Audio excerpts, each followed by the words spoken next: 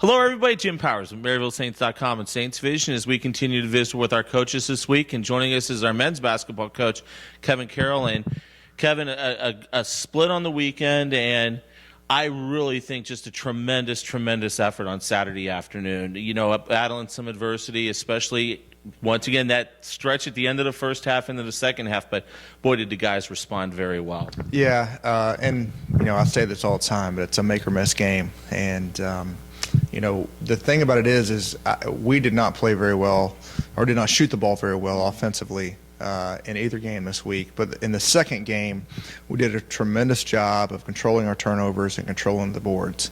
You know, we got offensive rebounds. We had our season low in turnovers. And when you do that, even when the other team outshoots you percentage-wise, you can still have a chance to win. And we preach that to our guys all the time, and we actually did that on Saturday. I'm very proud of them.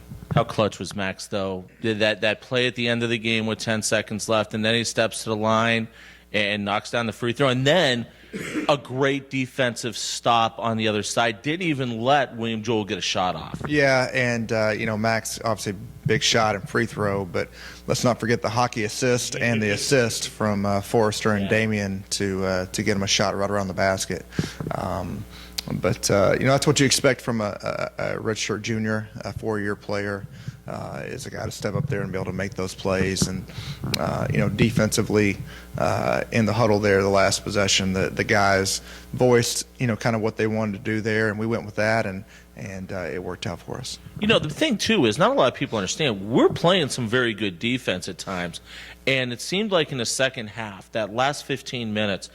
I think that was probably the best 15 minutes of defense that we've seen since we've gotten into conference play. Yeah, and we're continuing, you know, to get better on the defensive end, and we have to. You know, we're playing some smaller lineups, which are making us quicker on the board, or on the ball, and but at times are making us susceptible to rebounding the ball better. But you know, just every single day, that's been the focus of what we're doing. We start practice every day with some defensive fundamentals and just showing a lot of film sessions and stuff on trying to improve on that end of the ball, because if you're going to be a team that competes and is able to win in this league, you've got to be a good defensive team. Let's talk about this weekend. And I know you don't look to McKendree, but I'm going to ask you just a thought about McKendree here in a second. But Illinois Springfield, Coach Walker, second, really doing a nice job. They've picked up some nice victories in the season. Yeah, and I don't think their record is indicative of how much they've improved from this time last year. You know, your first year as a coach, it's always, you know, you're playing with other people's players and trying to develop a culture and a mindset. And you know, it's evident they've had a lot of close losses. You know, their record's not as good as they probably would like, but they've had a lot of close losses against some really good teams in this league. And I mean, they're a much improved team.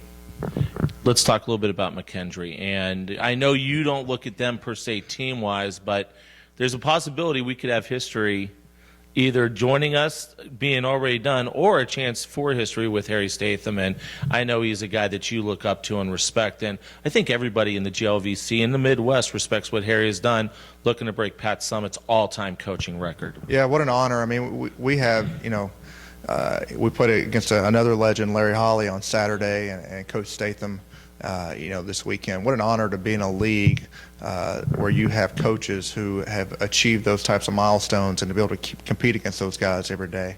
I would much rather be shaking his hand to congratulate him for the win on Thursday than shaking his hand after our game on Saturday. But you know, it just goes to show the strength of this conference and the tradition and just the basketball legacy that the GLVC has brought. You know, so you know, tremendous accomplishment on his part whenever that time does come, and we'll definitely be there to congratulate him whenever that does come. And the thing is, too, what a lot of people don't understand is the notoriety it's bringing to our conference. I mean, you look at some of the big plays and some of the things that have made SportsCenter, but to have something like this, once again, it's making national news, not only for the schools, but for our conference, the GLVC. Yeah, and it's, you know, it's warranted. As good of a conference as it is, and the tradition it has had.